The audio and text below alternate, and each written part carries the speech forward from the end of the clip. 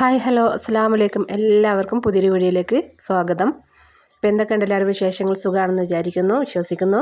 അപ്പോൾ നമുക്ക് വീഡിയോയിലോട്ട് പോകാം. പിന്നെ ഞാൻ ചെയ്യാൻ പോകുന്നത് കണ്ടപ്പോൾ ആർക്കെങ്കിലും മനസ്സിലായോ? മനസ്സിലായവരുണ്ടാവും, ഇല്ലാത്തവരുണ്ടാവും. ഇന്ന് ഞാൻ ചെയ്യുന്നത് നമ്മുടെ ആട്ടിൻ്റെ കുടലില്ലേ, അത് വെച്ചിട്ടുള്ളൊരു തോരനാണ്. അപ്പോൾ നമുക്ക് നോക്കാം അപ്പോൾ എങ്ങനെയാണെന്നുള്ളത്. അപ്പോൾ ആദ്യം ഈ ആടിൻ്റെ കുടൽ ക്ലീൻ ചെയ്തെടുക്കണേ. അപ്പോൾ ക്ലീൻ ചെയ്യാനായിട്ട് കുറച്ച് നല്ല പാടുണ്ട്. അപ്പോൾ അത് ഒന്ന് ക്ലീൻ ചെയ്തിട്ട് എടുക്കാം. അപ്പോൾ ഇത് ക്ലീൻ ചെയ്യാൻ അറിയാത്തവരുണ്ടാവും, അവർക്കായിട്ട് ഞാൻ പറയണേ. ഇതിൻ്റെ ചെറുകുടലില്ലേ, ചെറുകുടൽ എടുത്തിട്ട് അതിൻ്റെ ഉള്ളിൽ കൂടെ നമ്മുടെ ഈർക്കിളി കയറ്റി കൊടുക്കണം. ഈർക്കിളി കയറ്റി കൊടുത്താൽ അതിൻ്റെ ഉള്ളിലുള്ള അഴുക്കുകൾ മൊത്തം ക്ലീനായിട്ട് കിട്ടും. പിന്നെ വലിയ കുടലുണ്ട്. വലിയ കുടൽ നമ്മളെ ഈ ബ്ലാങ്കറ്റ് കണക്ക് കിടക്കും. അപ്പോൾ വലിയ കുടൽ വൃത്തിയാക്കാൻ നമ്മളത് കഴുകിയിട്ട് ഒന്ന് തിളപ്പിച്ചെടുക്കണം കേട്ടോ.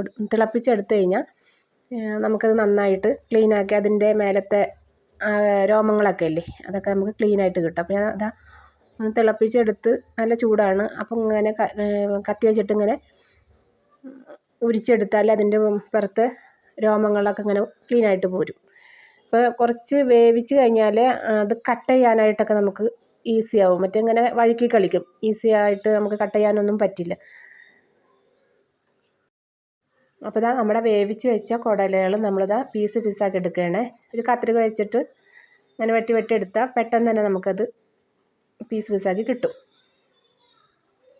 അങ്ങനെ നമ്മളത് ഒന്നുകൂടെ കഴുകിയിട്ട് നമ്മൾ ചീനച്ചട്ടി വെച്ചിട്ട് ഒരു സവാളയും കൂടെ അതിലോട്ട് അരിഞ്ഞിട്ടിട്ട് വേവിച്ചെടുക്കണം. അപ്പോൾ നമ്മളൊരു മീഡിയം വേവിലാണ് ആദ്യം വേവിച്ച്, ഇനി നന്നായിട്ട് വേവിച്ചെടുക്കണം. അതിലോട്ട് അരപ്പ് തയ്യാറാക്കുക.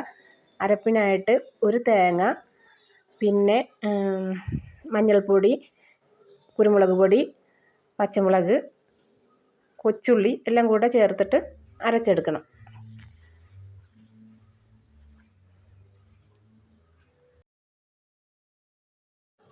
അങ്ങനെ അരച്ചെടുത്ത കൂട്ട് നമുക്കിത് കുടലിലോട്ട് ചേർത്ത് കൊടുക്കാം കേട്ടോ. ചേർത്ത് നന്നായിട്ട് ഒന്ന് ഇളക്കിയെടുക്കണം.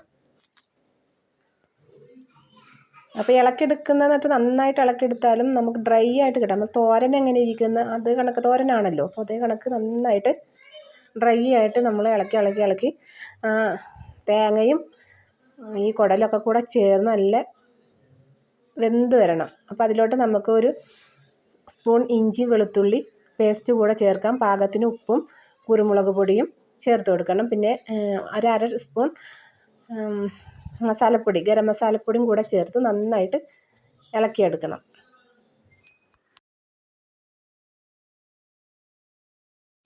അപ്പോൾ ഇത്രയേ ഉള്ളൂ നമ്മളെ ആട്ടിൻകുടൽ തോരൻ. ഇപ്പോൾ റെഡിയായി. അപ്പോൾ ഇന്നത്തെ വീഡിയോ ഇത്രയേ ഉള്ളൂ. എല്ലാവരും കണ്ടിഷ്ടപ്പെട്ട എല്ലാവരും ലൈക്ക് ചെയ്യണം, ഷെയർ ചെയ്യണം, കമൻറ്റ് ചെയ്യണം. നിങ്ങൾ കൂട്ടുകാർക്ക് എല്ലാവർക്കും ഷെയർ ചെയ്ത് കൊടുക്കണേ. അപ്പോൾ അടുത്ത വീഡിയോയുമായിട്ട് നാളെ കാണാം.